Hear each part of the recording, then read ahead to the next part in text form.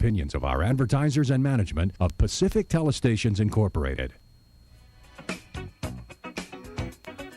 You're watching Buzz with Jess Lujan.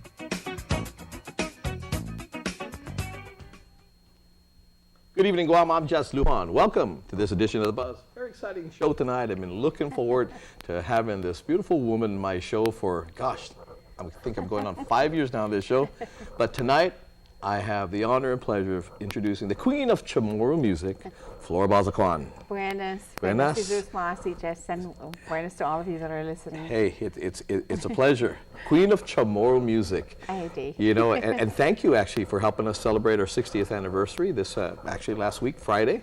You alongside Johnny Sablan, Matua, and all the other artists that came in to help celebrate again 60th year of Isla 63, Isla 610 at the time. It was such a blast. It was really, really wonderful. You know, just getting everybody in. I was surprised to see that early in the morning, because usually when we're at that stage, you know, we just want to kind of sleep in. But it was nice to see Johnny and Matua and all the DJs, you know, JT and you. And you know what's even greater to see now, again, your offsprings, you know, again, taking up basically, not after you're done, but continuously. Johnny and Matua, of course, now. I mean, they perform on stage together as well. You have actually you have children as well that are. And I have a niece and nephew that are so inspired by what you know, Jenicky and Matua are doing with our songs. So, and then I've got my boys, and then I've got a daughter who sings. My other daughter doesn't like to sing, but I think your children do. There we go. Leave it to mom, right? Leave it to the kids. There you go. But let's go back, because again, Queen of Chamorro music. I mean, that title, Queen of Chamorro music. I mean, it's always going to be. I mean, there are a lot of other queens, but you've always been the first queen. So let's talk about that, because when we go back to your start of music, you started out basically in the novenas and the rosaries, right? Yeah. It's really funny. Well, first of all, let's just that name, or that very honorable title that I was given, was actually from the people who I was working with. Johnny, the Charfers brothers, even the Delgado brothers. You know, they all kind of merged together and combined their thoughts. But I was very honored when that came about, and I think it was timely, because I had just won not just Miss Guam International, but I was also Miss Asia. And so, being the first international title holder, they just decided that was befitting. And then Schilling Bomb at the time, and Burton Pico, where I was working with, and then we had gone around the world to promote Guam with GVB. So I think that was timely, you know. It's just really humbling, but like they say, when I die, someone else will take over. But you know, and going, I mean, we do come. Of course, this is Miss Chamorro, right? That we're celebrating March. Of course, we are a matrilineal society. But let me ask you, in your early days of recording and rising, and of course being labeled the Queen of Chamorro music. Did you? I mean, I think you're probably one of the pioneers then of women or female artists at the time, because most, again, you say the Charfers brothers, Delgado brothers, and all that were up there in recording, and so you helped pave the way for more female artists to come up in the ranks. How was it? Of course, the labels are always nice, but did you feel, you know, as we hear artists from way back in the stage, that it was hard being a female artist at the time? How was it? It was actually a lot of fun. It was, you know, I had never recorded in a recording studio. I just basically obeyed and followed what I was being told to do, and, you know, learn my songs. I was given the script. My first how shall I say, my first exposure actually to women, and really, in all fairness to the women before me. There was, I loved Maria Quintanilla. I loved watching the Alan Sex Show. I loved watching the Sunset Sisters, Esther and Josefa Cruz. And so they were like my idols, you know, and it inspired me to do it.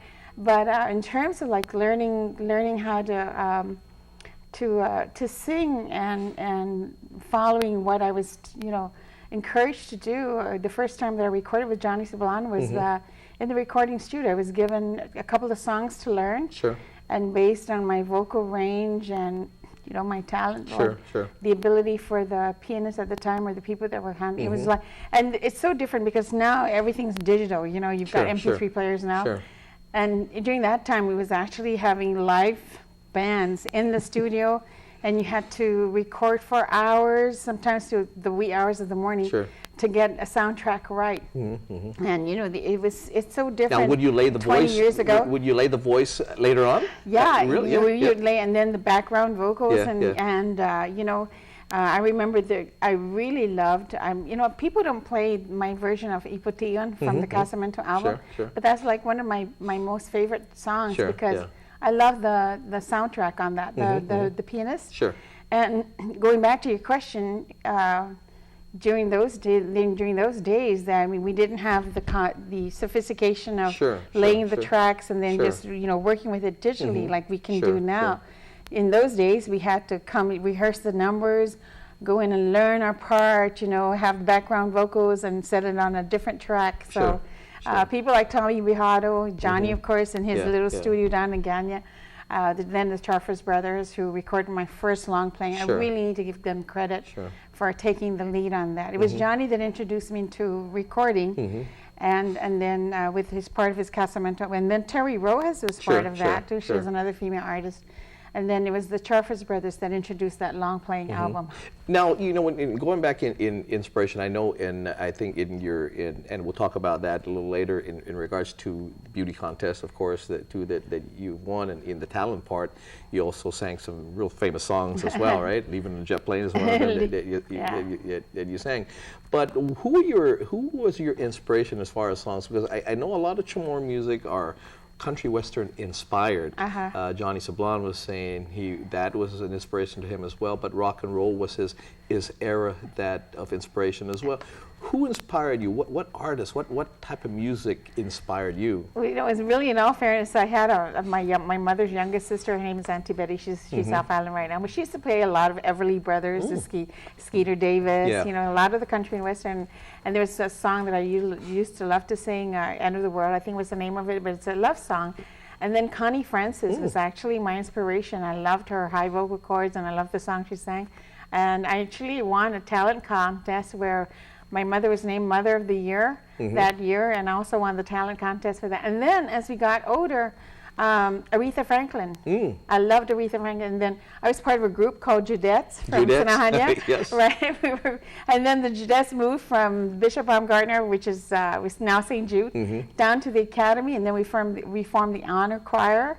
And as a matter of fact, we're in the process right now trying to combine the alma maters, Father Dwayne's and Academy. We get all the singers from there, and then I became part of when I went to the university. I learned formal music with the Madrigal Singers, and there we go.